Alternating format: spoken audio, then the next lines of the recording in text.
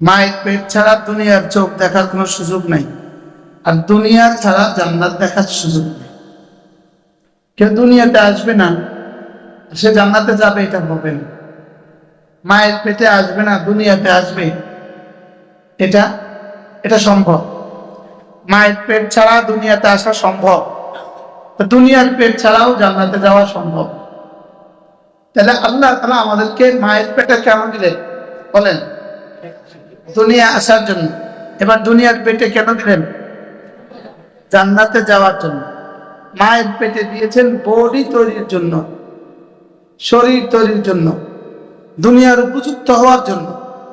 আর দুনিয়ার পেটে দিয়েছেন রূহ তৈরি করে জান্নাতের উপযুক্ত হওয়ার জন্য। বলেন দুনিয়াতে কেন দিয়েছেন? বলেন রূহ তৈরি করে জান্নাতের উপযুক্ত বানাবার জন্যই দুনিয়াতে দিয়েছেন। দুনিয়াতে দিয়েছেনই শুধু জান্নাতের জন্য। বাকি কাজগুলো আমরা করব কেন? এগুলো ওগুলোর সহায়ক এর জন্য। এগুলো ওগুলোর কি বলেন? সহায়ক এর জন্য। বাকি দুনিয়াতে খেত খামার কেন করব? এগুলো ইবাদতের জন্য সহায়ক। ইবাদতের জন্য কি? ইবাদতের জন্য সহায়ক। যেমন কাপড় পরবো কেন? সতর ঢাকা। সতর ঢাকবো কেন? নামাজের জন্য। বলেন তাহলে নামাজের জন্য কি লাগে? সতর ঢাকা লাগে। সতর ঢাকার জন্য কি লাগে? কাপড় লাগে। কাপড়ের জন্য দোকান লাগে। দোকানের আগে দর্জি লাগে। দর্জির আগে সুতা লাগে। সুতার আগে ফ্যাক্টরি লাগে। ফ্যাক্টরির আগে তুলা লাগে। তুলার আগে ক্ষেত লাগে। তাহলে এই আমার এই শরীরে এই কাপড় উঠার আগ পর্যন্ত যত ক্রমধারা আছে সবটাই শুধু আমার সতর ঢাকার জন্য। আর আমার সতর ঢাকা নামাজের জন্য। গরুর নামাজ নাই, এজন্য সতর ঢাকাও নাই, এজন্য কাপড়ও নাই। এজন্য গরুর কাপড়ের জন্য কোনো ফ্যাক্টরিও নেই। গরুর কাপড়ের পেছনে কোনো মেহনত নাই। কেন? গরুর সতর ঢাকা নাই। বুঝে গেছে? গরুর কি নাই? গরুর সতর ঢাকা নাই, এজন্য গরুর কি নাই? কাপড়ও নাই। আমাদের জন্য মসজিদ লাগে, মসজিদের জন্য ইট লাগে, তো ইটের জন্য ফ্যাক্টরি লাগে। গরুর নামাজ নাই, গরুর মসজিদও নাই, গরুর লাগে ইটও নাই। কোনো জানোয়ারের জন্য কোনো কিছু লাগে না, কারণ কোনো জানোয়ারের বানাবার পেছনের উদ্দেশ্য ইবাদত নয়। কি নয় বলেন? আর কোন জানোয়ারের জুতা লাগে? কোন পৃথিবীর কোন প্রাণীর জুতা লাগে? আমাদের জুতা লাগে কেন? যেহেতু জুতা লাগে এই জন্য শরীর পাক, নামাজের জন্য ফরজ। এই জন্য তো খালি পায়ে আসবে, গোবর লাগবে, শরীর নাপাক হবে, ওই নাপাক শরীর নামাজ পড়তে পারবে না। এজন্য কি জুতার জন্য কি লাগে? ফ্যাক্টরি লাগে। ফ্যাক্টরির আগে কি লাগে? চামড়া লাগে। চামড়ার আগে কি লাগে? যা লাগে। তাহলে সব কেন বলেন? ওই জুতা বানাবার জন্য। জুতা কেন? শরীর পাকের জন্য। শরীর পাক কেন? নামাজের জন্য। ঠিক আপনি যেটাই কল্পনা করবেন এটাই শুধুই আমার ইবাদতকে ঘিরে। বাকি সব ইবাদতের জন্য সহায়ক। বাকি সব ইবাদতের জন্য কি? তাহলে আমাকে বানাবার মূল মাকসাদ কি? ইবাদত। মূল মাকসাদ কি বলেন? ইবাদত। আর বাকিগুলো কি? সহায়ক। এখন প্রশ্ন হলো আমরা কি সহায়কের মধ্যে ডুবে আছি না ইবাদতের মধ্যে ডুবে আছি? আমরা সহায়ক, আর হাজারো মানুষ সহায়কের ভিতরেই আছে, মূলটা ভুলে গেছে। মূলটা কি? মূলটা ভুলেই গেছে। এরকম হাজারো মানুষ আছে না নাই বলেন? হাজারো মানুষ আছে না নাই? তারা মূল মনে আছে তাদের। আর আমাদের যাদের মূল মনে আছে, আমাদেরও মূল মনে আছে সে, তো মূলের মধ্যে কতক্ষণ, সহায়কের মধ্যে কতক্ষণ? কি আচ্ছা, একটা ঘরে বাথরুম সহায়ক না মূল? সহায়ক। আর বেডরুম কি? মূল। ঘরের বেডরুম কি আর বাথরুম কি? এখন সহায়ক যদি না থাকে বেডরুমের কি দাম? আচ্ছা, এবার যদি বাথরুম না থাকে তো বেডরুমের কি দাম? এবার বেডরুম না থাকলে বাথরুমের কি দাম? একজনে শুধু একটা বাথরুম করে রাখছে, কেউ এটাকে ভাড়া নিবে? এবার বাথরুম ছাড়া একটা রুম করে রাখছে, কেউ ভাড়া নিবে? তাহলে কি কি লাগবে বলে? জমিটা লাগবে না? লাগবে না? সহায়ক ছাড়া মূলটা অচল। মূলটা ছাড়া সহায়কের কোনো দাম নাই। বলে সহায়ক ছাড়া মূলটা কি? অচল। মূলটা ছাড়া সহায়কের কোনো কি নাই। তাহলে আমাদের ক্ষেত খামার কি? বাজার কি? তাহলে সহায়ক ছাড়া মূলটাও অচল, বলেন। এবার মূলটা ছাড়া সহায়কের দাম নাই, মূলটা ছাড়া সহায়কের কোনো কি নাই। এখন আমাদের জিন্দেগিতে তাহলে আমাদেরকে দুটো ধরতে হবে, সহায়ক এবং মূল, বলেন। সহায়ককে ধরবেন মূল হিসাবে না সহায়ক হিসাবে, আর মূলকে ধরবো কি হিসাবে? মূল হিসাবে। বুঝছে তো মাসি? সবাই বুঝে গেছেন তো? তাহলে গরু পালবো কেন? আমার জীবনে যত সহায়ক আছে, যত সহায়ক আছে, সব সহায়কই ইবাদত হবে যদি আমার মূলটা ঠিক থাকে। যদি আমার মূলটা ঠিক থাকে, বলেন, সহায়ক সহায়ক হবে। মূল ঘর যদি ঠিক থাকে তো বাথরুম ঠিক আছে, বাথরুম সহায়ক। মূল ঘর ঠিক নাই, এই বাথরুম অনেক সুন্দর, মূল ঘরটা ঠিক নাই, বাথরুম অনেক সুন্দর, কেউ এই মূল ঘর ভাড়া নিবে কেন? মূলটা না।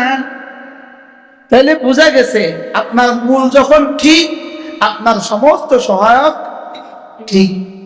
আর মূল যদি ব্যাঠিক হয়, সব সহায়ক অচল। এই জন্য মূল হলো চারটা জিনিস, বলেন না, ইলম, ঈমান, আমল, তাকওয়া। এই চারটা হলো মূল। এক নাম্বার কি? ইলম। এক নাম্বার কি? ইলম। দুই নাম্বার কি? ঈমান। তিন নাম্বার কি? আমল। চার নাম্বার কি? তাকওয়া। এদের এক নাম্বার না থাকলে পরের তিনটা নাই, দুই নাম্বার না থাকলে পরের দুইটা নাই, আর তিন নাম্বার না থাকলে চতুর্থটা নাই। এগুলো প্রত্যেকটা জরুরি। যেমন চার চাকা ছাড়া গাড়ি হয় না, সব আছে কিন্তু চাকা একটা নাই। গাড়ি অচল না সচল? সব না আছে। হ্যাঁ, এবার এখানে কয়টা লাগবে? কি কি? ইলম, ঈমান, আমল, তাকওয়া। বলেন, আবার বলেন। একটা আছে একটা নাই, বলেন। কোনটা আছে কোনটা নাই। এই ইসলাম, ইসলাম না। এটা পূর্ণাঙ্গ ইসলাম না। এটা কি না, বলেন। তাহলে কয়টা লাগবে? এক নাম্বার কি লাগবে? আচ্ছা, ইলম লাগবে। ইলম ছাড়া ঈমান নাই, বলেন। এটা বুঝি কথা, ইলম ছাড়া বুঝি ঈমান? হয়, ইলম ছাড়া ঈমান নাই। আর জানা ছাড়া আবার ডাক্তারি হয় কেমনে? আর জানা ছাড়া আবার ড্রাইভারি হয় কেমনে? জানা ছাড়া আবার ইঞ্জিনিয়ারিং হয় কেমনে? তো জানা ছাড়া আবার ঈমান হয় কেমনে? কি জানা ছাড়া ডাক্তারি হয় কেমনে? ডাক্তার আগে না জানা আগে? ইঞ্জিনিয়ারিং আগে না জানা আগে? এবার ঈমান আমল আগে না ইলম আগে? বুঝে গেছে? বুঝতেছেন তো? এই জন্য এক নাম্বার বিষয় হলো জানা। এখন প্রথম প্রশ্ন হলো কি জানা? উত্তর কি জানা? জানা, বলেন, জানা। কি জানা? ফা'লাম আন্নাহু লা ইলাহা ইল্লা হু। এক নাম্বার বিষয় হলো লা ইলাহা ইল্লাল্লাহ, আল্লাহ তাআলা ছাড়া কোনো মাবুদ নাই, এটা জানা। আল্লাহ তাআলা ছাড়া কোনো মাবুদ নাই, এটা কি করা? তাহলে কোনটা জানা? এক নাম্বার কি জানা, বলেন। আল্লাহ তাআলা ছাড়া কোনো মাবুদ নাই, এটা কি করা? এটা জানা। এটা যখন মা লাহা মা আলাইহা জানবে তো এটার উপর ঈমান আসবে। আর ঈমান যখন আসবে তখন ঈমানের আলোকে আমল আসবে। এবার ঈমান আমল যখন হয়ে যাবে, যখন যেগুলো যেগুলো ছেড়ে দেওয়ার বিষয় আছে এগুলো ছেড়ে দেওয়া আসবে। তাহলে সহজ ভাষায় বললে জেনে, বলেন, বিশ্বাস করে, করণীয়গুলো করে, বর্জনীয়গুলো ছেড়ে দেওয়া, এটার নাম ইসলাম। কি বলছি বলেন তো?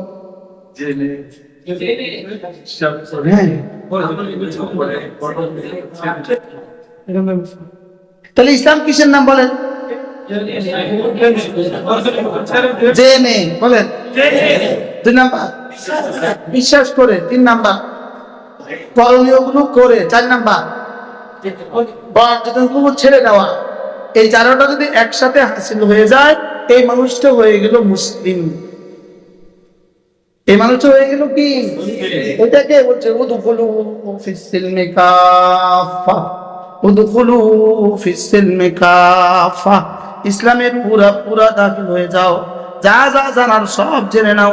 2 নাম্বার বিশ্বাসের বিষয় যতগুলো আছে সব বিশ্বাস করো। 3 নাম্বার করণীয় যা যা করতে বলেছে, চাই সেটা ফরজ হোক, চাই সেটা ওয়াজিবাত হোক, চাই সেটা সুন্নাত হোক, চাই সেটা মুস্তাহাব্বাত হোক, চাই সেটা নওয়াফিল হোক, করণীয় গুলো করো। ফরজকে ফরজ হিসাবে করো, ওয়াজিবকে ওয়াজিব হিসাবে করো, নফলকে নফল হিসাবে করো। কিন্তু নফলকে নফল হিসাবে করা, লেকিন নফলকে নফলের বিশ্বাস করা হলো ফরজ। নফলকে নফলের বিশ্বাস করা কি বলেন? মেসওয়াক করা কি সুন্নাত। কিন্তু এই সুন্নতকে সুন্নত হিসেবে বিশ্বাস করা ফরজ। এই সুন্নতকে বিশ্বাস করা কি? এটা আসবে কি দিয়া? ইলম দিয়া। কি দিয়া? আর ইলম হবে না মাদ্রাসা ছাড়া, ইলম হবে না মাদ্রাসা ছাড়া, তাহলে মাদ্রাসা ছাড়া ইলম হয় না, ইলম ছাড়া ঈমান হয় না, ঈমান ছাড়া আমল হয় না, আমল ছাড়া কি হয় না? তাকওয়া হয় না। এখন বুঝি আমাদের বুঝি ইলম না, আমাদের বুঝি ঈমান নাই। যে ঈমান আছে, ঈমান হলো কচু পাতার পানি। আল্লাহ রাগ করে ফেলছে। এই জন্য এই ঈমান কাঁচামরিচ বেচতে গেলে জামাতটা ছুটে যায়। এই ঈমান কি হয় বলেন? বলেন কাঁচামরিচ বেচতে গেছে, কি বেচতে গেছে? কাস্টমার আয়া পড়ছে, ওইদিকে একামত দিছে, তোমার জামাতটা ছুটে যায়। কিনলি গা ওই কচু পাতার পানিছে কি পানি বলেন? এজন্য 1 নাম্বার বিষয় হলো আইল। 1 নাম্বার বিষয় হলো আইল। ইলম ছাড়া ঈমান মজবুত হয় না, ইলম ছাড়া আমল সুন্দর হয় না, আমল সুন্দর হওয়া ছাড়া তাকওয়া হয় না, তাকওয়া ছাড়া জান্নাতে যাওয়া দেরি হবে, আমল ছাড়া জান্নাতে যাওয়া দেরি হবে, শুধু ঈমান দিয়ে জান্নাতে যাওয়া দেরি হবে। জান্নাতে যেতে দেরি হবে, আমি না যাব বলি নাই, কি বলছি বলেন? দেরি হবে। এখন কি আপনি মওতের পরে ডাইরেক্ট জান্নাতে যাবেন, না দেরি করে জান্নাতে যাবেন?